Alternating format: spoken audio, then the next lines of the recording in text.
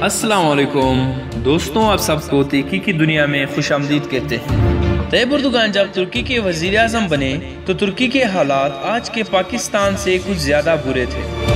$1 15 लाख तुर्की lira के बराबर था। तुर्की IMF का 90 अरब डॉलर का मकरूज बन चुका था।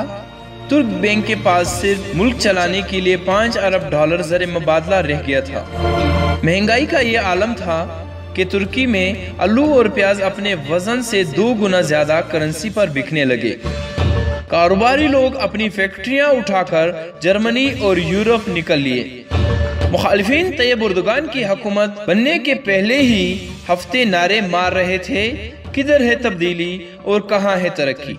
फिर सिर्फ अगले 3 सालों में तुर्की अपने कदमों पे वापस आ चुका था। तैयब एर्दोगान ने लूटमार करप्शन को खत्म करके सादगी अपनाई और छोटे कारोबार पर फोकस कर लिया। मुल्क से फरार कारोबारियों के साथ बैरूनी सरमायाकारी भी तुर्की में वापस आने लगी। 2011 वो साल था जब तुर्की हुकूमत ने IMF की आखिरी किस्त मुंह पर मारते हुए कहा कि अब अगर कर्जा चाहिए तो हमसे ले लेना।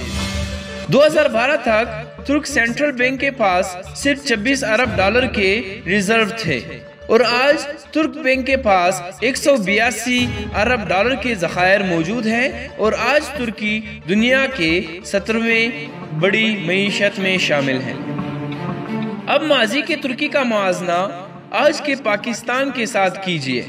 पाकिस्तान को भी नून लीग और PP ने मौलाना फजल रहमान के साथ मिलकर बारी बारी लूटा है। इन दोनों पार्टियों ने कर्जा ले लेकर पाकिस्तान को आज IMF का 90 अरब डॉलर का मकरूज कर दिया है। $1 तकरीबन 133.6 रुपए के बराबर है। ज़र मुबादला के ज़खायर सिर्फ 8 अरब के रह गए हैं। मुल्क के तमाम इदारे करप्शन की वजह से तबाह हो चुके हैं। माजी में मुल्क को अरबों मुनाफा देने वाले इदारे जैसे कि स्टील मिल, PIA, रेलवे वगैरह खसारे में चल रहे हैं।